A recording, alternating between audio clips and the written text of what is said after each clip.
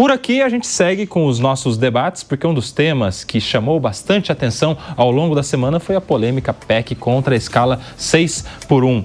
A gente vai falar sobre esse texto de autoria da deputada Érica Hilton, do PSOL, que defende que a duração do trabalho não seja superior a 8 horas diárias e 36 semanais, com jornada de 4 dias por semana e 3 de descanso. Mas alguns setores da economia têm se mostrado contrário à medida, como, por exemplo, o setor hoteleiro. E convidamos aqui o nosso time para debater, a partir de agora, este importante tema que mexe com a vida de todos, né? Porque não importa se você vai folgar mais ou trabalhar mais, não importa se você vai pagar mais ou vai pagar menos pelos seus funcionários, isso mexe na economia do Brasil. E você, independente da sua relação direta com isso, indiretamente vai ser impactado também. Grande discussão sobre a escala 6x1. Nós que estamos aqui no 7.0, né, 7x0, podemos, acho que, falar com propriedade sobre esse tema, né? Como é que você está vendo, Gui? Temos lugar de fala, né? Temos lugar de fala. E aí? Kobayashi, essa acho que é uma questão de uma adaptação à legislação, é uma saída até capitalista. Quem vem implantando isso com algum êxito é a Nova Zelândia e a própria Inglaterra, que não são propriamente países socialistas.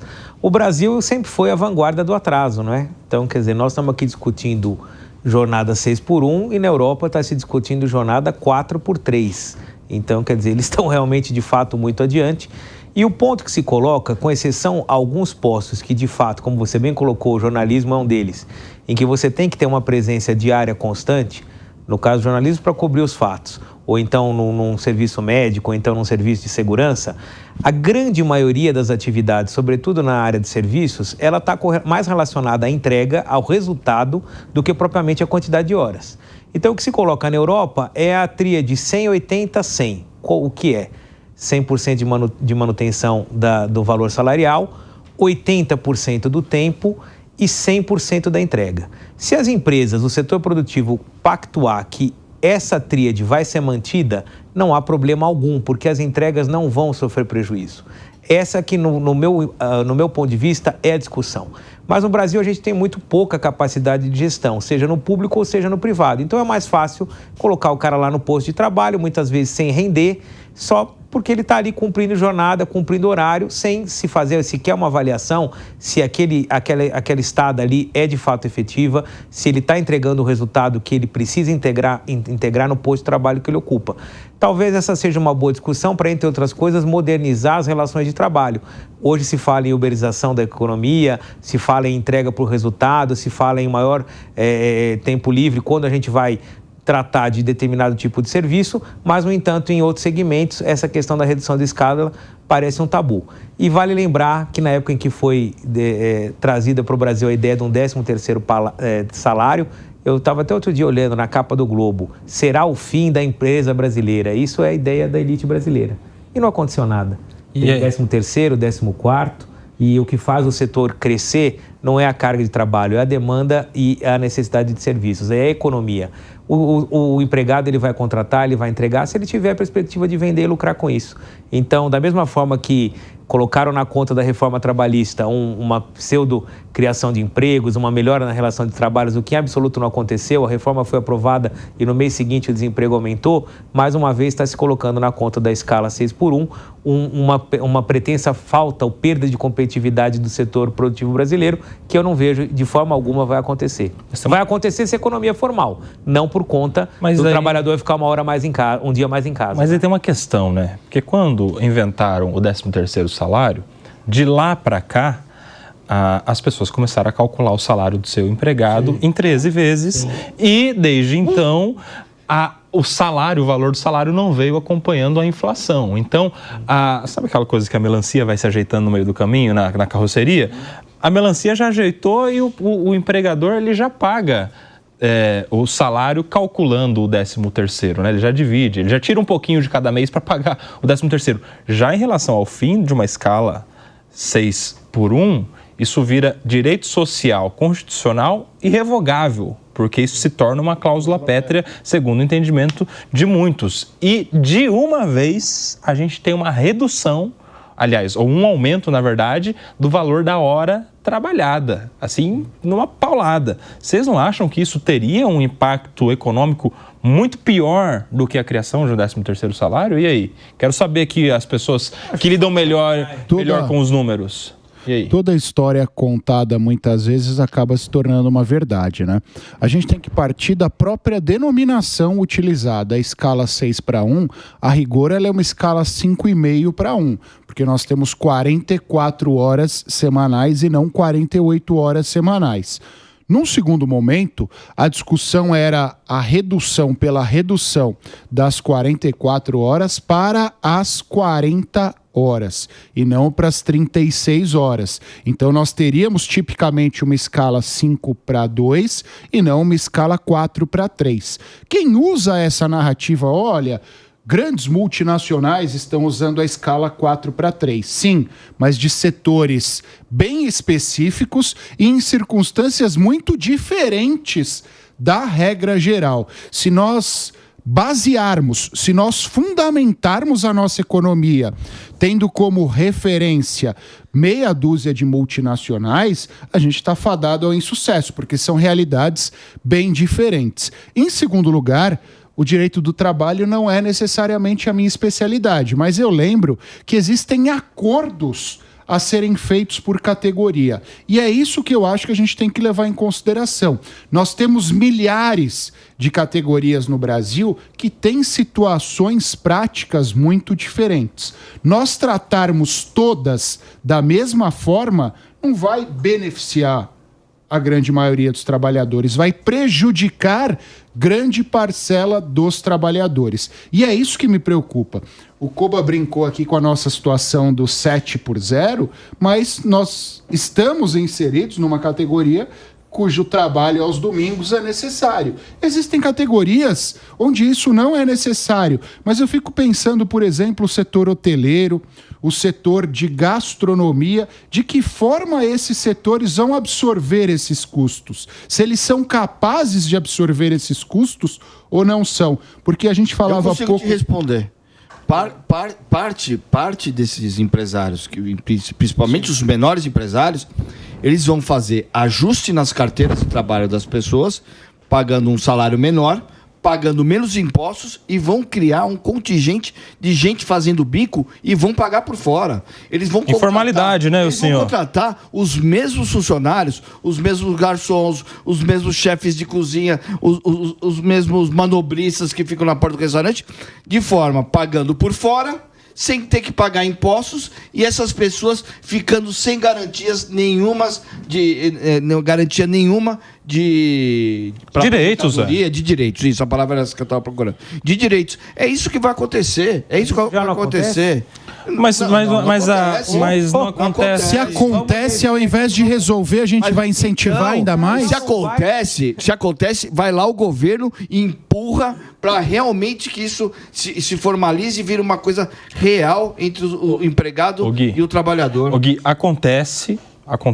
acontecia inclusive mais antes da reforma trabalhista, que de alguma maneira diminuiu muito o nível de informalidade, tanto que a gente vê os números de desemprego caindo dia após dia desde a reforma trabalhista, com um hiato aí no meio do que foi a pandemia da Covid-19, né? Mas agora, se a gente tiver o fim da possibilidade da escala, você não acredita que hotéis que trabalham 24 horas, padarias que trabalham 24 horas, restaurantes, às vezes, que trabalham também todos os dias, você não acredita que a gente vai cair novamente num nível altíssimo de informalidade, gerando, primeiro, insegurança jurídica, falta de direitos previdenciários, trabalhistas, dentre tantos outros, e falta, inclusive, de arrecadação, porque se entra na informalidade, não paga imposto, não recolhe sobre aquela hora trabalhada debaixo da informalidade, isso impacta, inclusive, a arrecadação do governo também. Como é que vocês veem isso aí? Só deixa eu acabar minha fala. Eu sou contra o 4x3, mas eu não sou contra a flexibilização.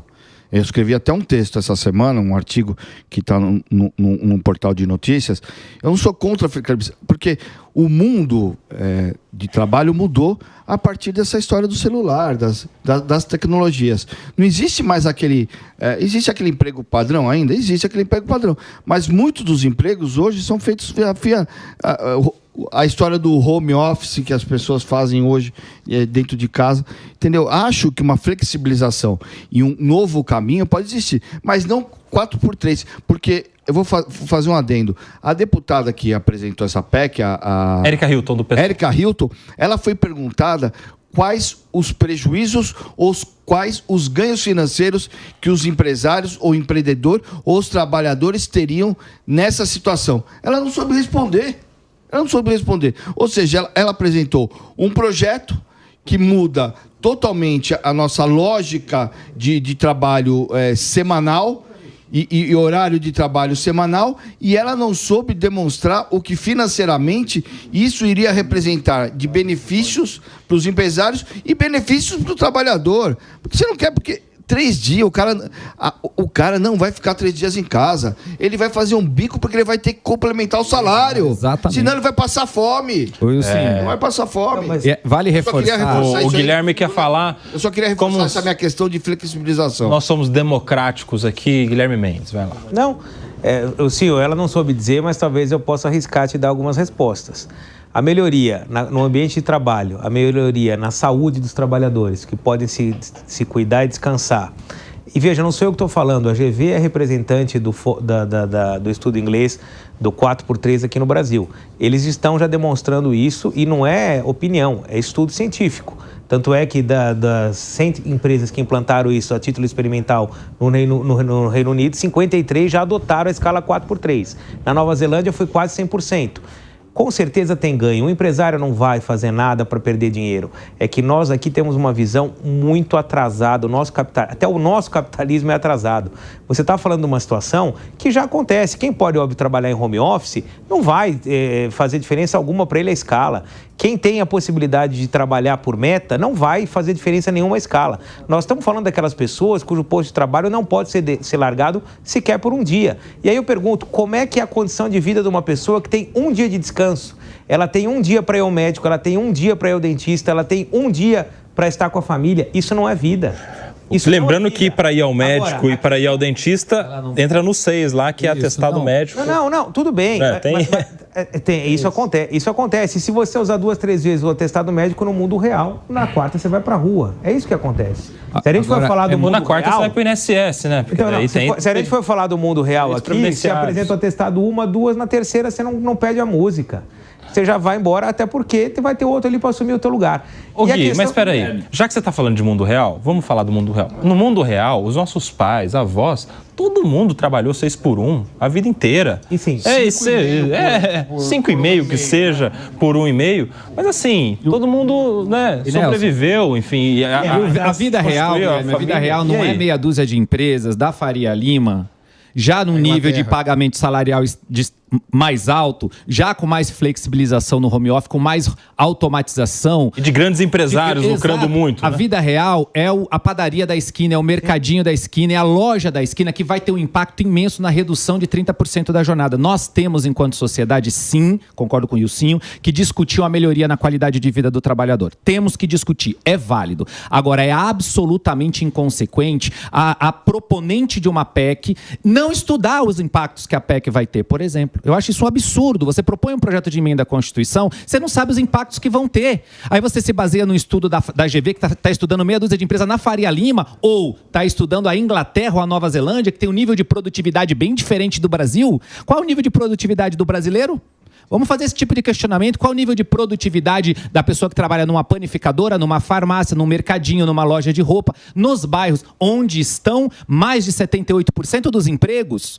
É ali que vai ter um impacto. E talvez essa pessoa, Wilson, nem vá para a informalidade. Talvez ela feche as portas. Talvez ela tire meia dúzia de fotos dos produtos que ela vende ou dos serviços que ela oferece, coloque no Mercado Livre, para dar um exemplo, e vá vender online, porque essa tecnologia está disponível. Desempregue. Ou desempregue os 2 que ela tem lá, ao invés de contratar mais um para suprir essa hora. Esse é o medo. E para isso tem que ter um estudo de impacto importante. E não na cabeça de um movimento de TikTok, porque de onde surgiu esse movimento? Porque, de novo, eu vou repetir, é válido a discussão. Melhorar a qualidade de vida do trabalhador brasileiro deve ser discutido sim. Agora, um movimento no TikTok no Rio de Janeiro, inteiro, literalmente isso, movimento Vida Após do Trabalho, sem nenhum estudo, é que lançou a ideia, que procurou o gabinete da deputada Érica Hilton, e ela abordou a ideia, porque é uma ideia que tem um apelo social imenso, colocou ela nos jornais do país inteiro, deu para ela uma baita de uma visibilidade, e quando ela foi questionada da única coisa importante, ou seja, qual estudo de impacto que isso tem, que esse projeto que a senhora colocou para o Congresso Nacional, ela disse: eu não sei.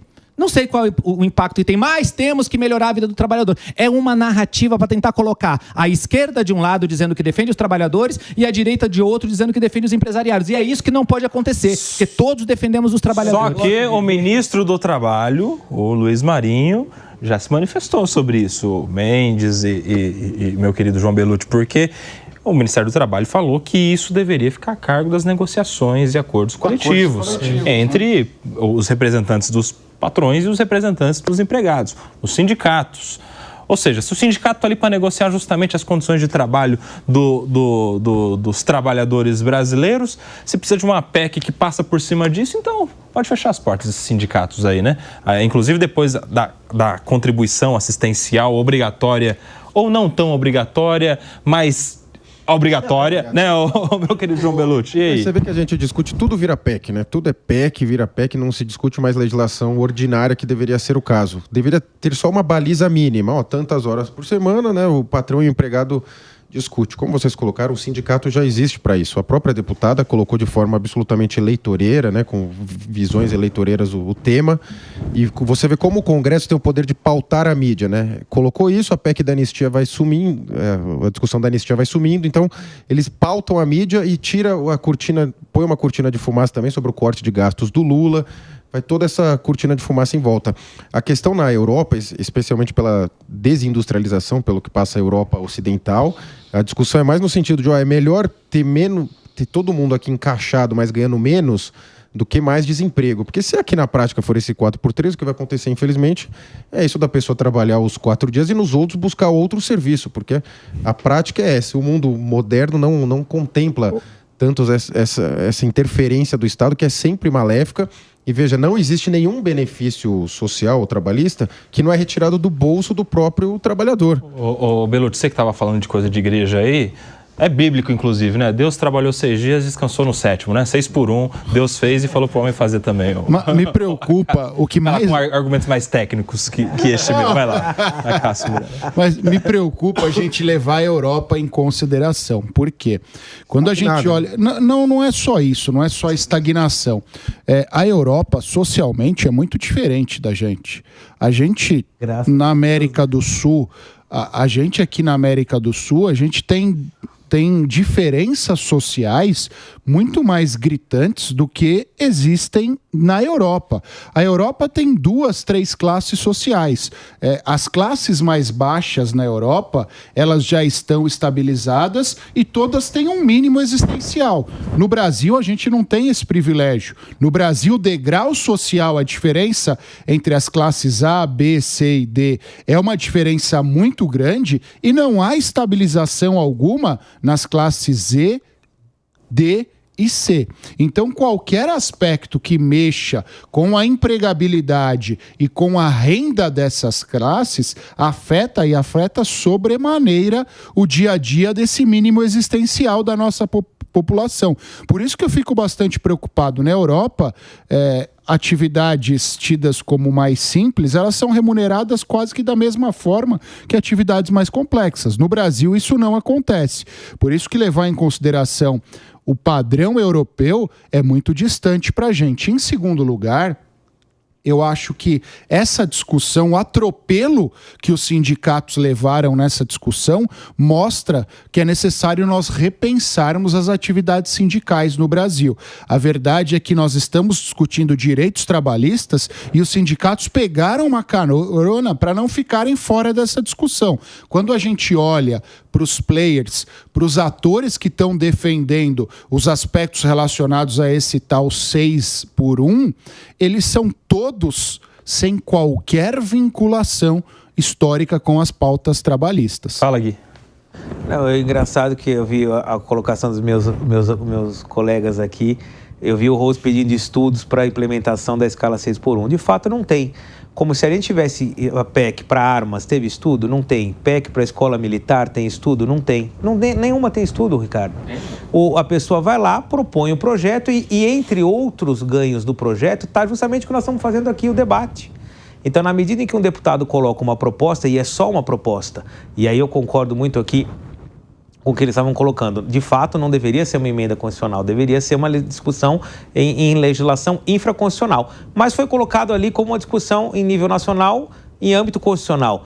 Estamos aqui debatendo. O fato é, achar que o que o Acácio estava falando, a Europa não deve ser tomada como paradigma? Deve sim, porque do que eu depreendo do que vocês estão dizendo aqui é o seguinte, olha, vamos fazer um dumping social, ou seja, nós vamos levar o nosso desenvolvimento econômico capitalista com base na exploração ou nas más condições de trabalho da nossa população. É isso que, em outras palavras, vocês estão dizendo. Então, quer dizer, nós vamos progredir enquanto sociedade capitalista, sacrificando tão somente aquele que, no fundo, faz a geração da riqueza, que é o trabalhador? Porque se a gente for comparar a carga horária, a europeia é diferente. Se a gente for colocar o salário hora, a europeia, então, é muito diferente. E nós já fazemos esse dumping todos os dias. O trabalhador que trabalha numa lanchonete aqui da mesma rede no Brasil ganha de 7 a 10 vezes menos do que o mesmo trabalhador que trabalha numa rede de hambúrgueres nos Estados Unidos ou na Europa. Sob essa perspectiva, a carga horária por si só vai resolver o problema social, é isso? Não vai resolver, mas ela não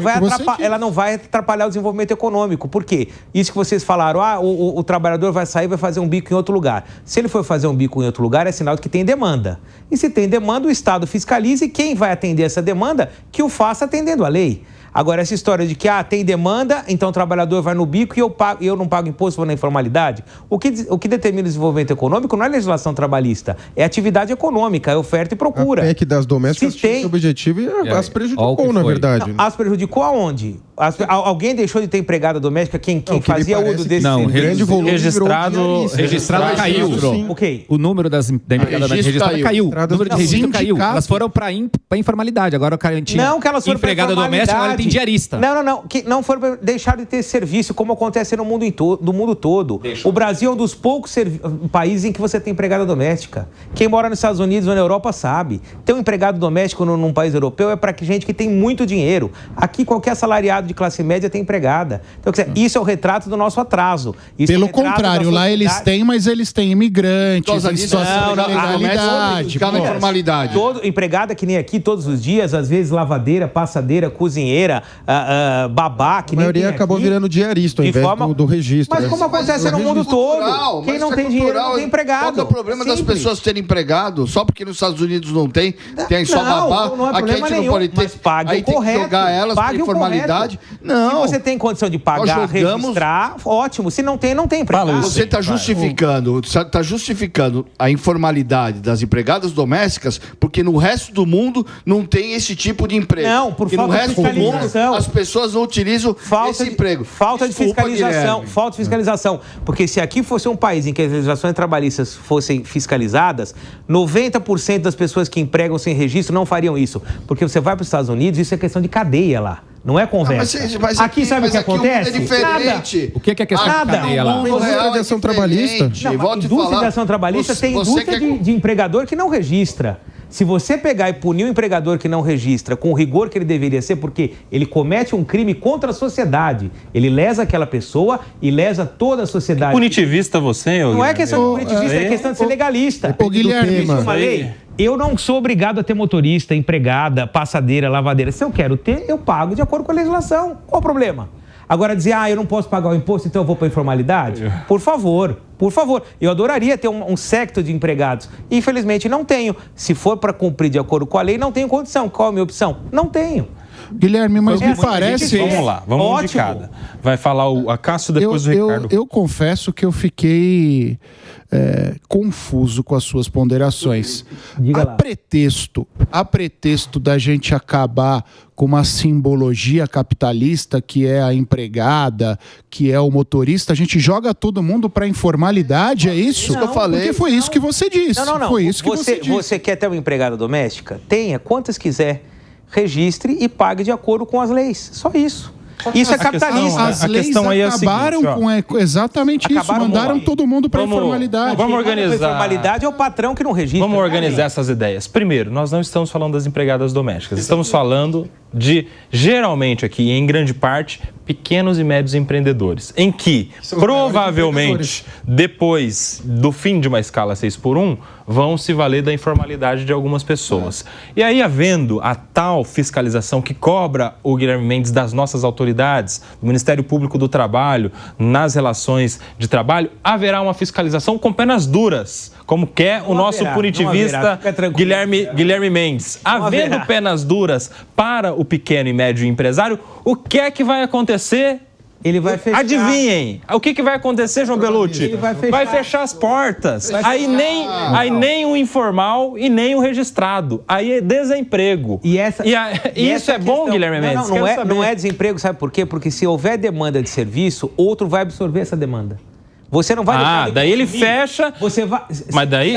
Se a padaria que tem um funcionário informal, que não atende vigilância sanitária, que não atende legislações trabalhistas fechar, eu, Nelson, não vamos deixar de comprar pão por isso, nós vamos comprar outra. Mas o outro não vai fechar, não vai ser a mesma história lá. Pagar outro pagando mais caro. Então vocês estão dizendo que a economia brasileira só... tem inflação. Vocês estão dizendo que a economia brasileira só se sustenta se houver informalidade. Não é isso. Ninguém está defendendo a informalidade, todo mundo quebra. Agora, outra coisa. Tá bom, então não fechou. O cara, ele tem uma pilha ali, um dinheiro guardado, ele tem um capital de giro, ele tem dinheiro, ele consegue. Vou registrar pessoa para trabalhar 4 dias e outra pessoa para trabalhar mais 3 aqui. Beleza, vai estar todo mundo trabalhando porque o cara tem dinheiro. O que ele vai fazer? Automaticamente pegar o custo a mais que ele teve e repassar no produto. Então o produto vai custar mais caro para o consumidor. E o que isso significa em grande escala? Inflação. Porque a gente vai ter o valor de tudo subindo. Não necessariamente. Não faz sentido. Não. E aí? Todo sentido. O salário muda, ou você passa a ter 2 pessoas empregadas, você passa a ter renda onde você não tinha, você passa a ter arrecadação se tiver fiscalização, quando também não tinha. É óbvio que é um sistema. Não adianta se ajustar de um lado e não fiscalizar a parte trabalhista, não fiscalizar a parte tributária. Até porque, se o governo, de fato, vai abrigar mais contribuintes, ele também vai ter que arrecadar para aguentar esse encargo. É óbvio que é uma visão sistêmica. Não é uma situação de simplesmente aperta aqui e vai estourar ali. Você tem que ter todo o sistema trabalhando. E hoje, vamos ser sinceros, aonde que a fiscalização, no que diz respeito a registro de trabalhadores, funciona no Brasil? Nossa, não funciona. O que mais funciona é a justiça trabalhista aqui. O cidadão sai e coloca na justiça. Pelo amor de Deus, você vive em que planeta, Guilherme? Sabe o que vai acontecer? O que acontece? Sabe o que vai acontecer com a legislação aí, quando ocorrer? Por que o governo não reduz carga tributária sobre a folha de trabalho? Reduziu o quê? Para essa proposta nova agora. Você não viu a novela? Peraí. O governo queria votar contra, o presidente vetou. Mas tinha que votar Vamos lembrar disso. Depois que derrubaram o veto, judicializaram. Como é que o governo não quer reduzir carga tributária? Reduziu. Não, para essa discussão agora, para que a gente possa então absorver essa melhoria na carga horária dos trabalhadores, que eu particularmente acho que é uma discussão sadia, saudável e deve acontecer. Só a gente só tem que dizer o seguinte, com responsabilidade e honestidade para o contribuinte brasileiro que está nos acompanhando aqui, quem vai pagar a conta? Porque se passar do jeito que está o projeto de lei, por exemplo, a emenda, quem vai pagar a conta é o próprio cidadão. Vai ter desemprego, vai ter informalidade, o preço vai aumentar dos produtos, vai ter inflação e o cidadão vai pagar um preço mais caro, um serviço mais caro. Agora eu quero saber. Ponto. Gui, e se a gente mudar então? O trabalhador precisa ter qualidade de vida, tempo com a família, tempo para viajar, lazer, saúde mental, tranquilidade. E se a gente fizer, então, uma outra proposta? Trabalha 3 dias e folga 4. Vamos limitar. Ou 2. Aí ele vira deputado. Trabalha...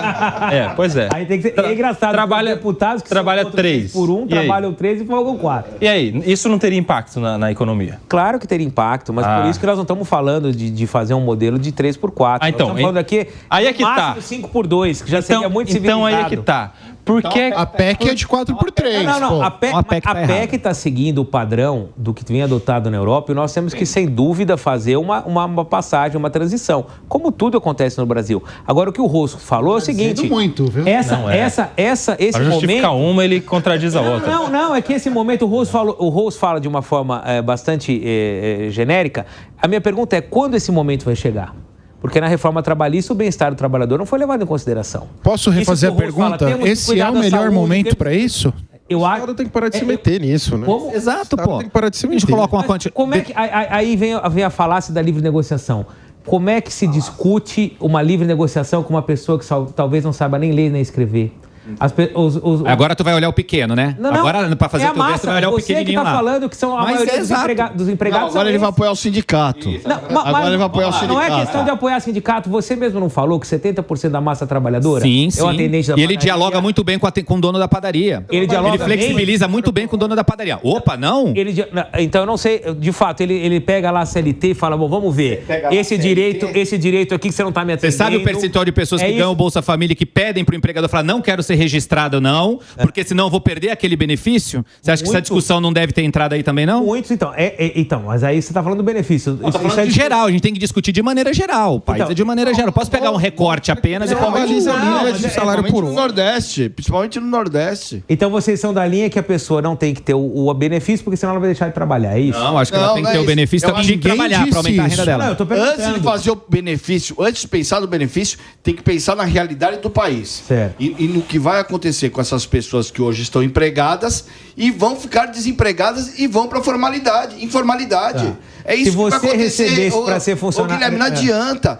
Tanto é que volto a te dizer, a deputada não soube falar quais eram as consequências, nem financeiras e nem trabalhistas da PEC que ela estava apresentando. Okay. Pô, eu já fui chefe de gabinete na Câmara. O básico... Por que você não foi? Não, já fui na época do... Olha, no primeiro governo Lula. E ainda fui oposição, que a pior coisa do mundo é ser deputado da oposição. Mas as PECs, me perdi aqui, as propostas de emenda ou as novas legislações vêm com um anexo demonstrando fisicamente e financeiramente os impactos daquela lei. E ela não soube responder. Da deputada. Ela pode até estar errada e não saber o que ela está falando, o que não esvazia a discussão. A proposta dela serve para justamente fazer isso que a gente está fazendo aqui, debater o assunto. Se ela não se preparou, se ela é incompetente, se ela não fez estudo técnico, é um problema dela e a sociedade, o projeto passaria por ele em comissões de finanças, comissões de justiça, ou seja, estudos aconteceriam. Será? Quando se trata de tirar direito e de pobre, assim, fica tranquilo. Aí passa. Fica tranquilo. Que isso, é um apelo. Tranquilo que eles vão barrar, PL das fake news, não vai acontecer PL das fake news tira muito direito de liberdade e vai que vai. Votou na urgente. Não aprova, fica Tem tranquilo. uma baliza mínima. O salário mínimo por hora tem que ser esse mínimo e o mínimo de horas trabalhadas e as partes discutem. Isso da gente sempre tratar o brasileiro como analfabeto, inimputável. Rapidinho todo mundo aqui. É uma pílula. Vocês acham que avança esse projeto ou foi só jogar para a torcida, não tem futuro esse projeto? Avança, Rapidinho. Não avança. Não avança? Também acho que não, é só jogar para a torcida. Redução da jornada do trabalho já está aprovada. A tamanha pressão popular que a autora se dá o direito de sequer justificar. Não, tá sendo irônico, né, Cássio Miranda? Né? Fala isso, assim. Eu tenho minhas dúvidas. Você acha que tem jeito? Não, porque vou te falar. É que não é só a pressão popular, existe uma pressão do governo também. Aí vamos mas a pressão. A temperatura. Mas peraí, a pressão do governo é contrária, hein? Não, assinaram. Fizeram eles assinar. A oposição forçou a PEC da anistia exatamente sabendo que vai ter que votar o 6-1 também. 6-1 deixou de ser esquerda ou direita. Isso, e aproveitaram, inclusive, como cortina de fumaça para outros problemas. Estão embasando no corte de gastos. Foi bem o corte de gastos e entrou a PEC. A deputada Tabata Amaral assinou a PEC depois de ter sido pressionada pelo governo. Fez um Twitter até, coitada, que você não sabe se está indo para a esquerda, para a direita, para frente, mas ela faz isso? Ela assina pressionada pelo governo?